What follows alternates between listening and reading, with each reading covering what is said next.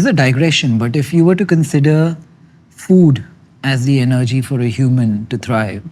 Yeah, food is energy. It's literally got calories, just means energy. Yeah. So can a farm which is self-sustaining be a commodity that is? I'm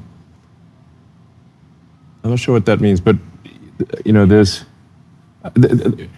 I think at a certain point you do complete the cycle where, and I think at a certain point you decouple from the sort of conventional economy if you have AI and robots producing chips and solar panels, and mining resources in order to make chips and robots, in order to make you sort of complete that cycle.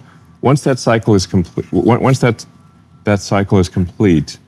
I think that's the point at which you decouple from the monetary system. Is that the way forward for the US by virtue of how much debt they have today? Do they deflate away their currency and transition into this new form and lead that push because it would make more sense to them? Well, in this future that I'm talking about, the notion of countries becomes sort of anachronistic.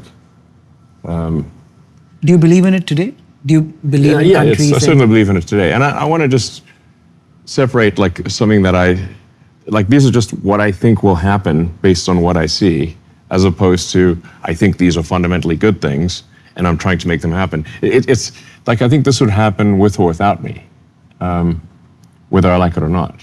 Right.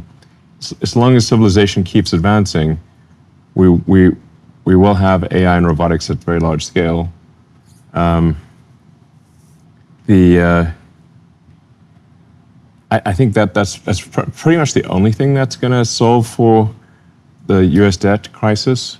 You know, because currently the U.S. debt is insanely high, and the interest payments on the debt exceed the entire military budget of the United States. Just the interest payments, and that's at least in the short term going to continue to increase. So I think actually the only thing that can solve for the debt situation is AI and robotics, but it will more than it might cause. I guess it probably would cause significant deflation because deflation or inflation is really the ratio of goods and services produced to the change in the money supply. So if goods and services output increases faster than the money supply, you will have deflation. If goods and services decreases, if real goods and services output increases slower than the money supply, you have inflation. It's that simple. People sometimes try to make it more complicated than that, but it just isn't. So if you have AI and robotics and a dramatic increase in the output of goods and services, probably you will have deflation. That seems likely. Because you will simply won't be able to increase the money supply as fast as you can increase the output of goods and services. With all supply is a real hazard here.